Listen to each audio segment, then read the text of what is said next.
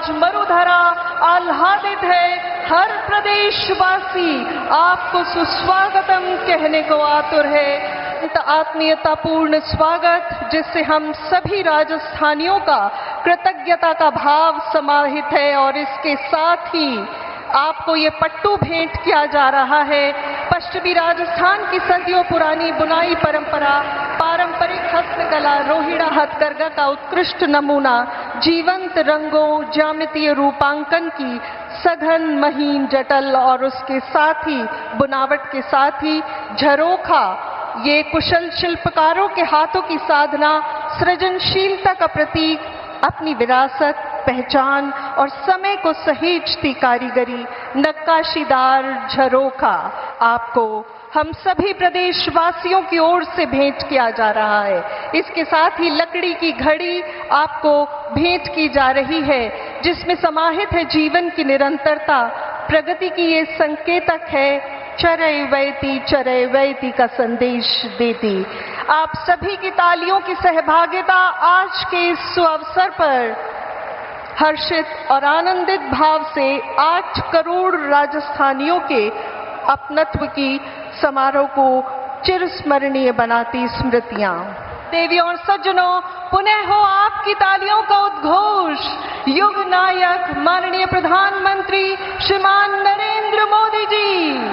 कृपया अपने आशीर्वचनों से हम सभी को अनुप्राणित करें। हमारे परम सम्माननीय प्रधानमंत्री नरेंद्र मोदी जी।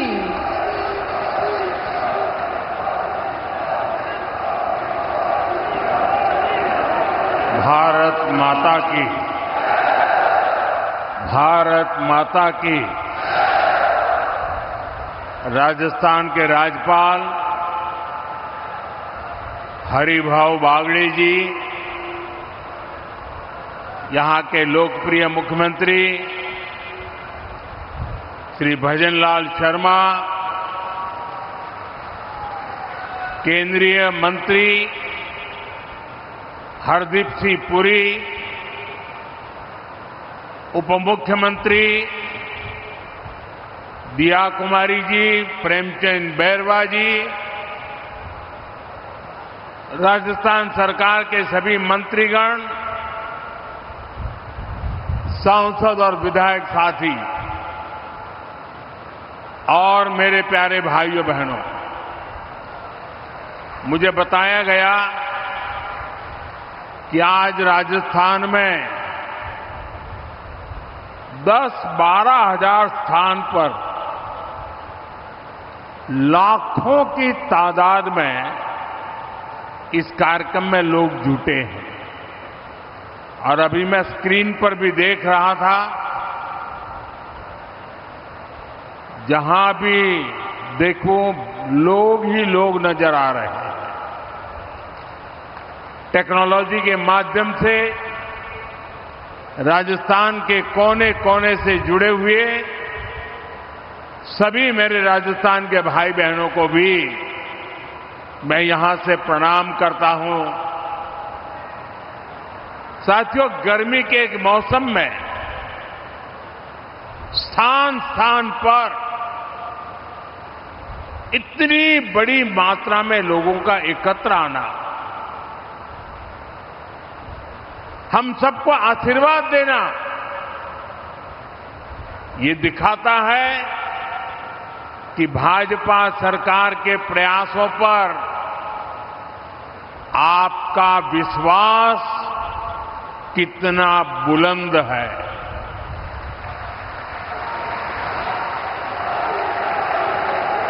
मैं इस समर्थन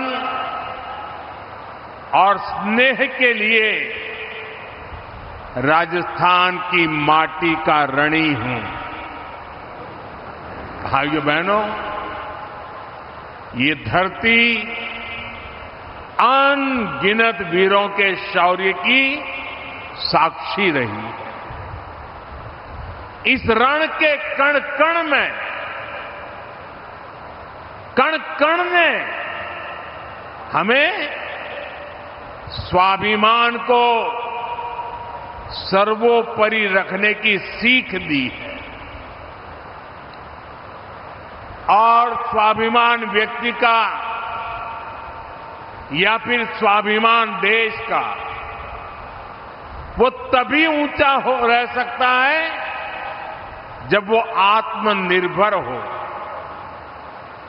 दूसरों पर कम से कम निर्भर हो। आज राजस्थान की इस धरती से भारत ने विकसित होने, आत्मनिर्भर होने की दिशा में एक बहुत बड़ा कदम उठाया है। आज इस रिफाइनरी को देश को समर्पित किया गया है। ये रिफाइनरी यहां हजारों लोगों के रोजगार का माध्यम बनेगी। विशेष तौर पर बधाई देता हूं। साथियों, आज का दिन साक्षी है कि बीजेपी सरकारें परियोजनाओं को सिर्फ शिलान्यास करके नहीं छोड़ती है, बल्कि हम उन परियोजनाओं को पूरा करने के लिए भी दिन रात एक कर देते हैं। 2 महीने पहले यहां जो हादसा हुआ, उसके बाद इतनी तेजी से काम पूरा कर लेना, ये भी परिश्रम की पराकाष्ठा का उदाहरण है। आप सबने दिखा दिया है, चुनौती चाहे कितनी भी बड़ी और अप्रत्याशित क्यों न हो, नया भारत अपने संकल्पों से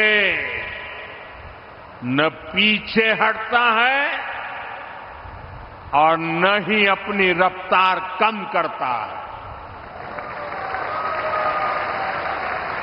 भाइयों बहनों,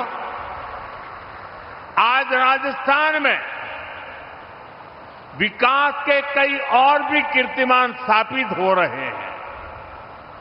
आज ही जोधपुर में नए एयरपोर्ट टर्मिनल का उद्घाटन किया गया है और मैं सोशल मीडिया में देख रहा था कि नए टर्मिनल का आर्किटेक्चर, इंटीरियर ये सोशल मीडिया में छाया हुआ है। चारों तरफ राजस्थान ही राजस्थान दिख रहा है। साथियों, ये मारवाड़ में पर्यटन, व्यापार और रोजगार को नई गति देगा। इस कार्यक्रम में जो लोग जोधपुर से जुड़े हैं, मैं उनका विशेष रूप से अभिनंदन करता हूं। जोधपुर से ही आज उड़ान योजना के नए चरण की भी शुरुआत हुई है। इसके तहत छोटे छोटे शहरों और दूर दराज के क्षेत्रों को एयर कनेक्टिविटी से जोड़ा जाएगा। साथ ही अब जयपुर में मेट्रो का विस्तार भी होने जा रहा है। भाइयों बहनों, शेखावटी क्षेत्र के जल संकट को दूर करने का इंतजार भी अब खत्म होने जा रहा है। मैं इन सभी प्रोजेक्ट के लिए राजस्थान के मेरे भाई बहनों को बहुत बहुत बधाई देता हूं। साथियों, आज राजस्थान के करीब 54,000 युवाओं को सरकारी नौकरी का नियुक्ति पत्र भी मिला है। मैं नियुक्ति पत्र पाने वाले सभी युवाओं के उज्जवल भविष्य की कामना करता हूं और उनका युवा मन राजस्थान के उज्जवल भविष्य को और मजबूती देगा। मैं सबको शुभकामनाएं देता हूं। साथियों, आज राजस्थान की इस धरती से मैं देश के एक और सामर्थ्य की चर्चा करूंगा। आप भी देख रहे हैं, पश्चिमी एशिया में युद्ध की वजह से पूरी दुनिया में हाहाकार मचा है। हर देश त्रस्त है। इस युद्ध ने 21वीं सदी के सबसे बड़े ऊर्जा संकट को जन्म दिया। बड़े बड़े देश आज ईंधन की किल्लत से जूझ रहे हैं। लेकिन साथियों,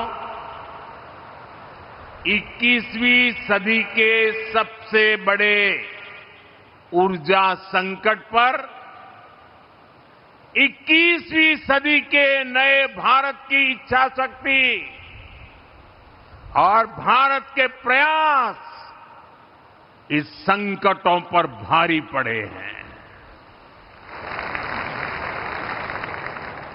भारत ने हर स्तर पर सही फैसले लिए, संकट का समय रहते सटीक आकलन किया, प्रभावी रणनीति बनाई, भारत के संसाधनों का संतुलित प्रयोग किया,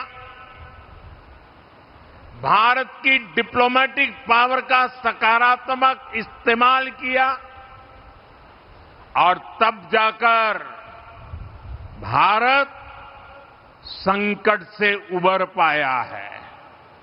साथियों, जब सार्वजनिक तौर पर कुछ ताकतें अफवाह और आशंका फैलाने में व्यस्त थी, तब किस स्केल पर दिन रात काम हो रहा था, किस तरह स्थिति को संभाला जा रहा था, वो मेहनत, वो प्रयास, वो धैर्य नीतिगत स्तर पर, कूटनैतिक स्तर पर उठाए गए एक एक संवेदनशील कदम कभी न कभी इतिहास लिखेगा। ये सब अभूतपूर्व है।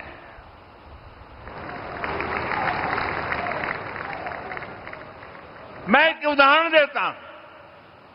रसोई गैस यानी एलपीजी के विषय में हम सब जानते हैं, हमारी जरूरतों की करीब 60% एलपीजी अन्य देशों से आयात की जाती थी और इसमें से भी 90% एलपीजी गल्फ देशों से आ रही थी, हॉर्मुज से होकर के आ रही थी और अचानक से युद्ध के हालातों ने उस सप्लाई को लगभग बंद कर दिया।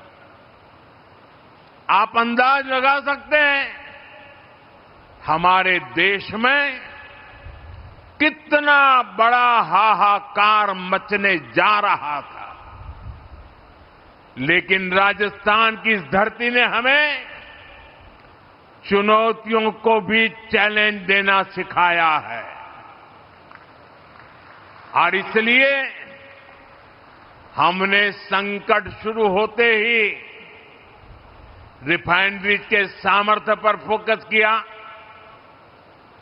औद्योगिक काम के लिए जो गैस बनती थी उसकी जगह रिफाइनरीज को रसोई गैस एलपीजी बनाने के लिए कहा गया और 7 दिनों के भीतर भीतर एलपीजी के उत्पादन में बढ़ोतरी हुई। पहले जो 35,000 मैट्रिक टन एलपीजी का उत्पादन देश में होता था, संकट के दौरान वो 54,000 मैट्रिक टन बढ़ गया। जिन रिफाइनरीज ने पहले कभी एलपीजी नहीं बनाया था, उन्हें भी इसके लिए कॉन्फ़िगर किया गया। साथियों, रसोई गैस की डिमांड का पूरा लोड एलपीजी पर न पड़े, सरकार ने इसका भी ध्यान रखा।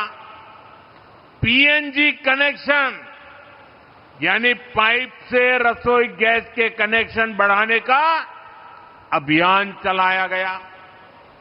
बहुत ही कम समय में भारत ने करीब 11 लाख से ज्यादा घरों को गैस का पीएनजी कनेक्शन से जोड़ दिया। भाइयों बहनों, हमने एक और सप्लाई को सुनिश्चित किया। दूसरी ओर घरेलू उपभोक्ताओं पर बहुत बोझ भी नहीं पड़ने दिया। जो हालात थे, उनमें घरेलू गैस सिलेंडर की कीमत 2,000 रुपये तक जा सकती थी। बड़े बड़े मार्केट एक्सपर्ट यही आकलन कर रहे थे, लेकिन हमारे यहां अभी भी घरेलू एलपीजी सिलेंडर 950 रुपये से भी कम में दिया जा रहा है। गरीबों को तो उज्ज्वला सिलेंडर 650 के भी भीतर पड़ रहा है। अब से 2 दिन पहले सरकार ने कमर्शियल गैस की कीमतों में भी बहुत बड़ी कटौती कर दी है। ये दिखाता है कि हमारी सरकार कितनी संवेदनशीलता से काम कर रही है। साथियों, युद्ध की वजह से डीजल पेट्रोल पर आया संकट भी बहुत बड़ा था। हमारे देश में तेल के बड़े बड़े कुएं नहीं हैं। जब ये संकट बढ़ा तो क्रूड ऑयल की कीमतें $70 प्रति बैरल से $120 प्रति बैरल तक पहुंच गई थी। आयात के रास्ते भी बंद थे। दुनिया के कई देशों में डीजल पेट्रोल की कीमतों में 40 से 50% का इजाफा हो गया। कई देशों में तो डीजल पेट्रोल कोटे के आधार पर मिलने लगा था, लेकिन भारत में एक दिन भी ऐसे हालात नहीं आए। अफवाहें बहुत फैलाई गई, लोगों को डराया गया, भड़काया गया, राजनीति के खेल खेले गए, लेकिन जिनके इरादे गलत थे वो सफल नहीं हो पाए। दूर सुदूर इलाकों में भी छोटी मोटी अड़चनों के अलावा सप्लाई की कोई बड़ी चुनौती नहीं आई। अप्रैल से जून के बीच ही अकेले डीजल पेट्रोल में 75,000 करोड़ रुपए से ज्यादा का घाटा कंपनियों को उठाना पड़ा। यानी एक नई रिफाइनरी बन जाए इतना घाटा सहना पड़ा, और इस घाटे को पूरा करने की जिम्मेदारी सरकारी खजाने से उठाई गई। हमने प्रति लीटर 10 रुपये की एक्साइज ड्यूटी भी कम की। और बहुत ज्यादा बोझ जनता पर नहीं पड़ने दिया। साथियों, युद्ध के इसी समय में भारत की दूसरे देशों के साथ जो दोस्ती है ना, वो दोस्ती भी बहुत काम आ गई। जब ये संकट शुरू हुआ था, उससे पहले भारत 25-26 देशों से ही ईंधन का, ऊर्जा का आयात करता था। लेकिन संकट के समय भारत की डिप्लोमेसी का जलवा दिख गया। दूसरे देशों के साथ हमारे अच्छे संबंध इस संकट की घड़ी में बहुत काम आए। युद्ध के दौरान ही भारत 40 से ज्यादा देशों से ईंधन मंगाने लगा। भारत ने दुनिया को स्पष्ट संदेश दिया कि हमारे लिए राष्ट्रहित और राष्ट्र के नागरिकों का हित सर्वोपरि है। नागरिक देवो भव, ये हमारा मंत्र है। साथियों, इतनी अप्रत्याशित चुनौती से देश ऐसे ही नहीं उभरा। इसके पीछे हमारी एक दशक से चल रही दूरदर्शी नीतियों की सफलता भी है। आज हम राजस्थान रिफाइनरी का उद्घाटन यहां कर रहे हैं। हमने 2017 में इसके लिए एमओयू साइन किया था, लेकिन 2018 से 2023 तक राजस्थान में कांग्रेस सरकार रही। कांग्रेस के असहयोग के कारण यहां का काम लगभग ठप ही रह गया। लेकिन जैसे ही डबल इंजन सरकार आई, इसका काम तेजी से आगे बढ़ा और आज हम इसका लोकार्पण भी कर रहे हैं। और आप तो जानते हैं मेरी कार्यशैली, जिसका शिलान्यास हम करते हैं उसका लोकार्पण भी हम ही करते हैं।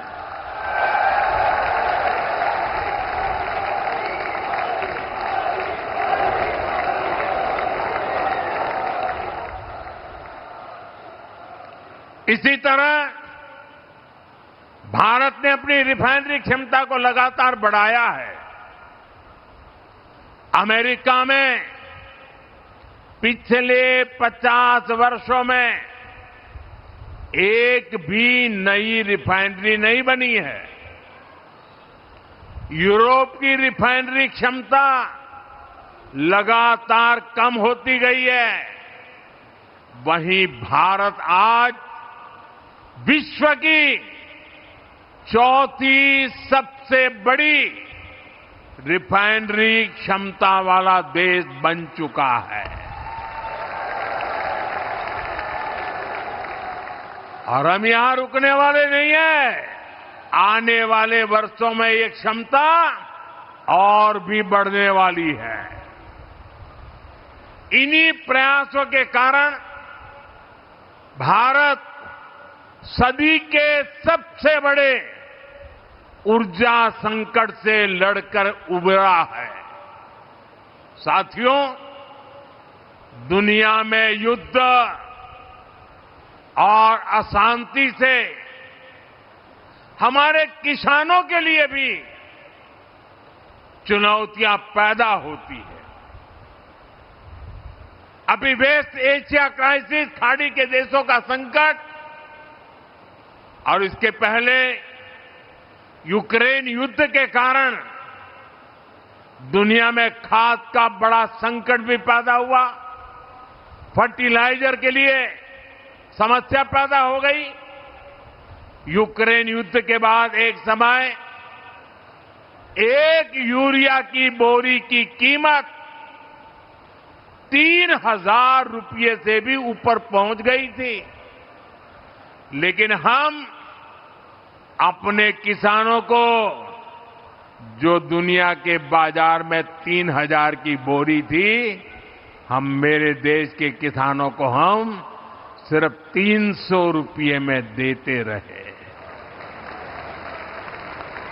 और इसके लिए खजाने से लाखों करोड़ रुपए खर्च करने पड़े।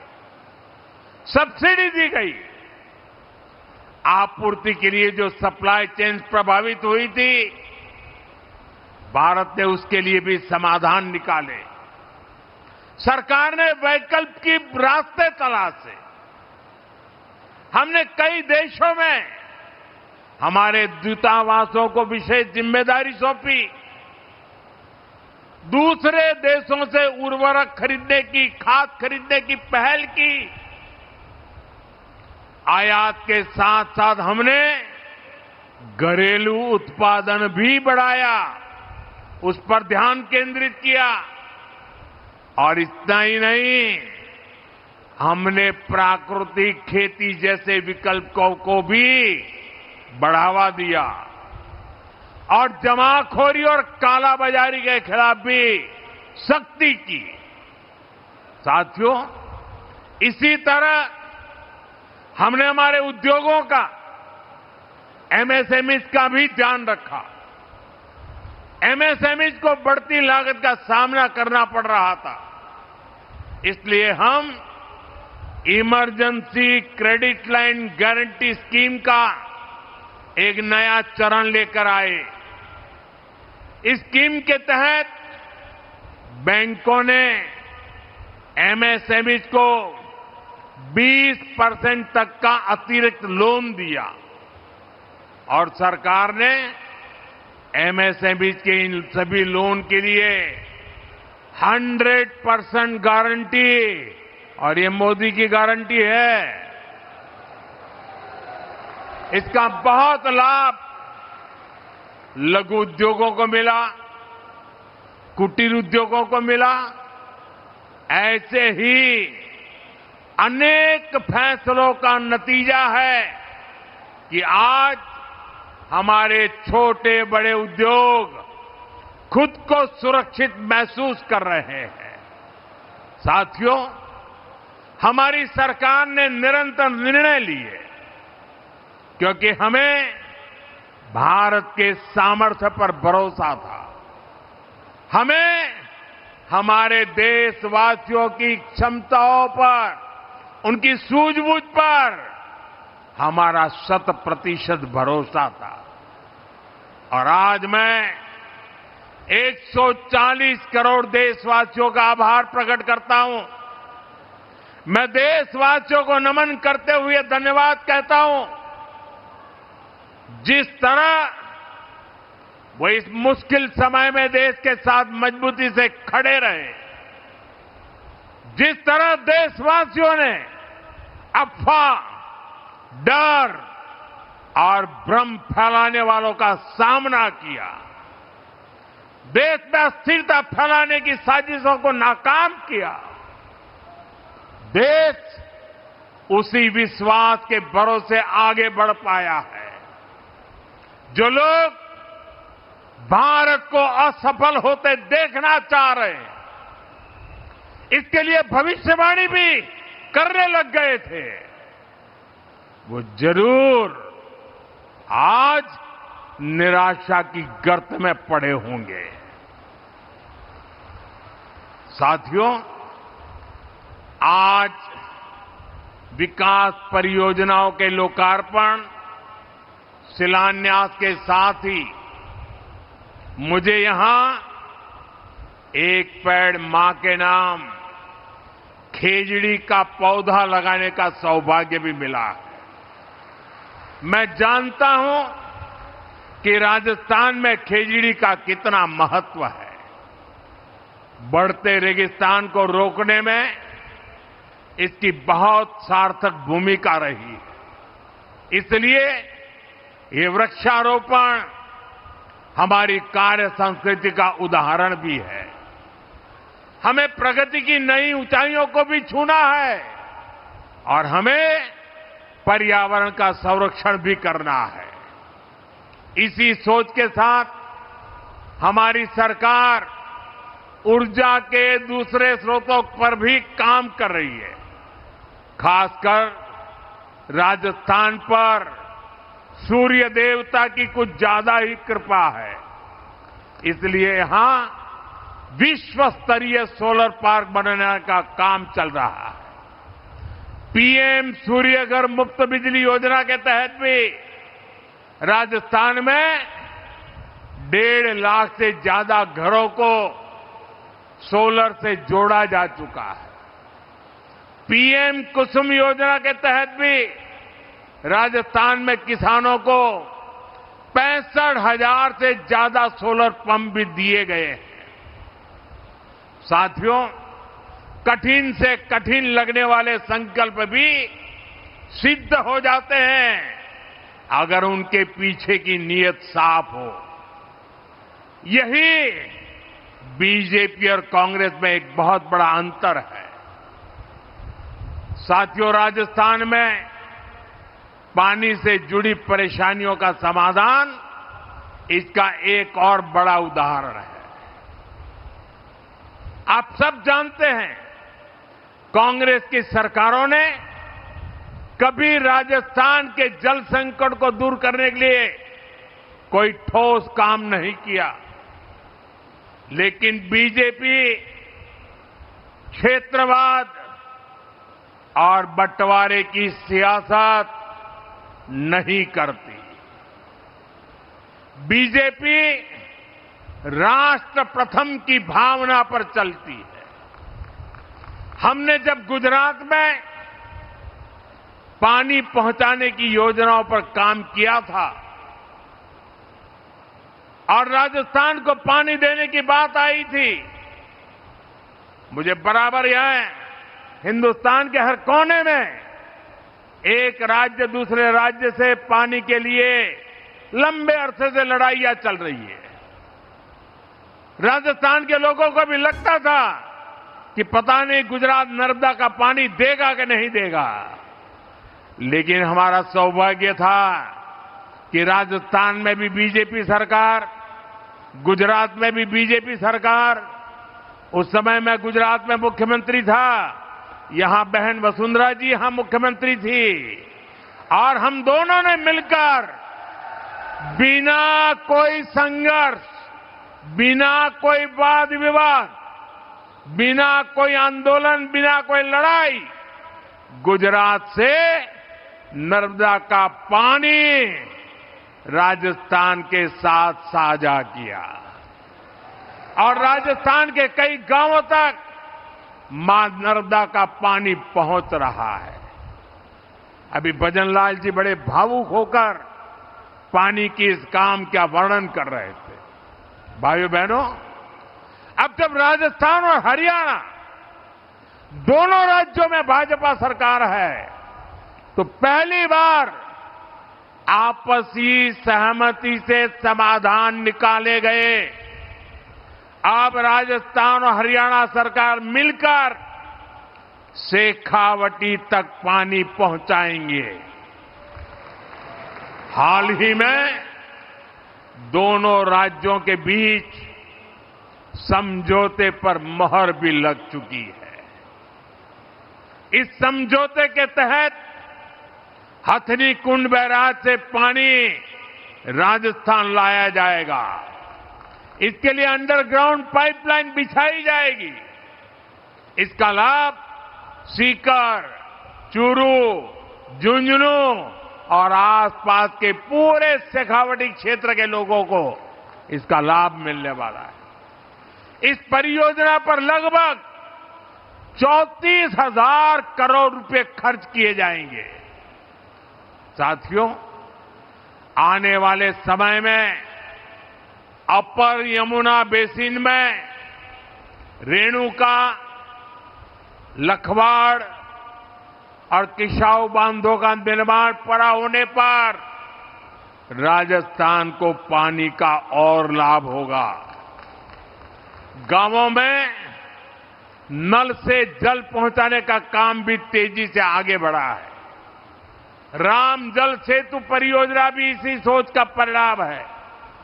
साथ ही राजस्थान में जल संरक्षण के लिए जल संचय जन भागीदारी भी बड़ी भूमिका निभा रही है। देश में इस अभियान के तहत जल संरक्षण के लिए करीब करीब 25 लाख सॉक पिट्स बने हैं। राजस्थान में भी 1.25 लाख से ज्यादा सॉक पिट्स बनाए गए हैं। इससे पानी संरक्षित हो रहा है, ग्राउंड वाटर का स्तर सुधर रहा है।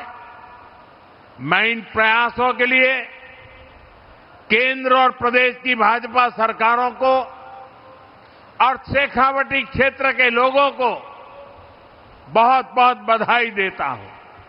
साथियों, आज जब देश कोई संकल्प लेता है, कोई लक्ष्य बनाता है, तो राजस्थान उसके केंद्र में होता है।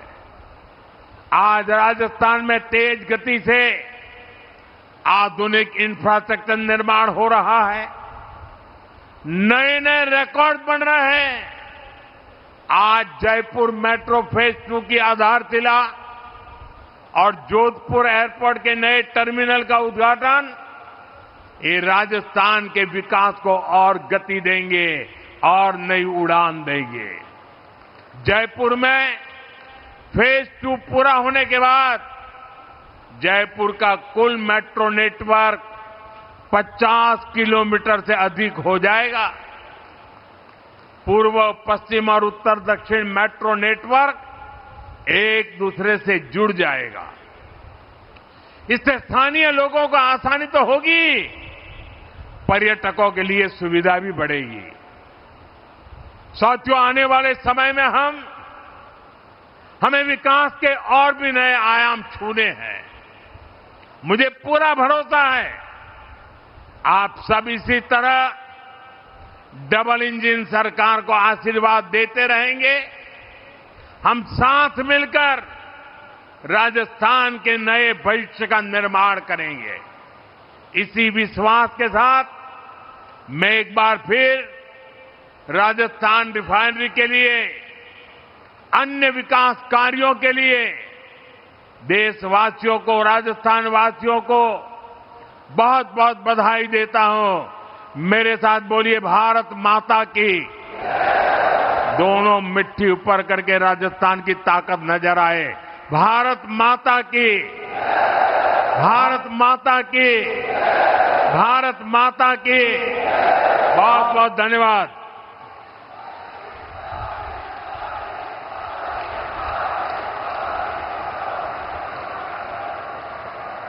बहुत बहुत आभार मान्यवर। हम सभी को प्रेरित करने के लिए राष्ट्र प्रथम की जीवंत प्रेरणा और आपके प्रेरणादायी व्यक्तित्व को हम सभी नमन करते हैं और अपना सानिध्य प्रदान करने के लिए आपका बहुत बहुत आभार व्यक्त करते हैं मान्यवर।